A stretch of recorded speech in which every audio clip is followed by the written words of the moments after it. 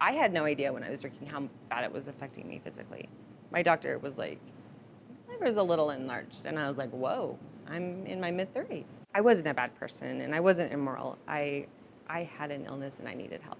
More women are dying from drinking alcohol, according to a recent NIH study. The research looked at death certificates from 1999 to 2017.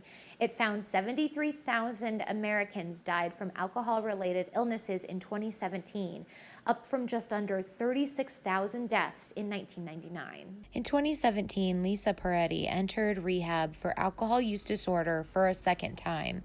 The mother of three said she didn't want to become a statistic. You know, I've had different doctors tell me, like, your liver is a lot more sensitive than men. And even being an alcoholic genetically, like, your liver processes it differently. The largest increase in alcohol-related deaths, the NIH study found, was among white women. There was also a 10.1% increase in the prevalence of drinking and a 23.3% increase in binge drinking among women. They're more at risk for liver damage and heart damage.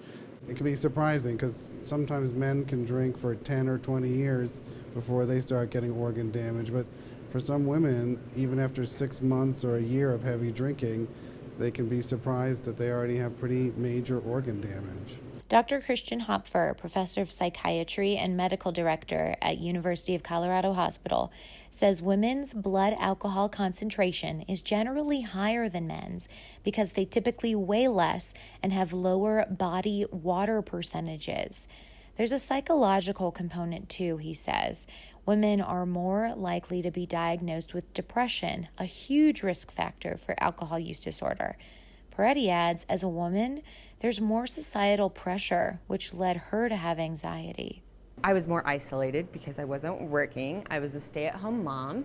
And I also was in my 30s and I was very idealistic and wanted to have a certain image. And I think the other big piece of it was trying to be all things to all people. And, you know, I think as a woman, I was conditioned to be a nurturer and to take care of everyone. Both Peretti and Dr. Hopfer say another component, the accessibility and acceptability of alcohol and drinking, makes for an environment that is much harder for an addiction patient in recovery.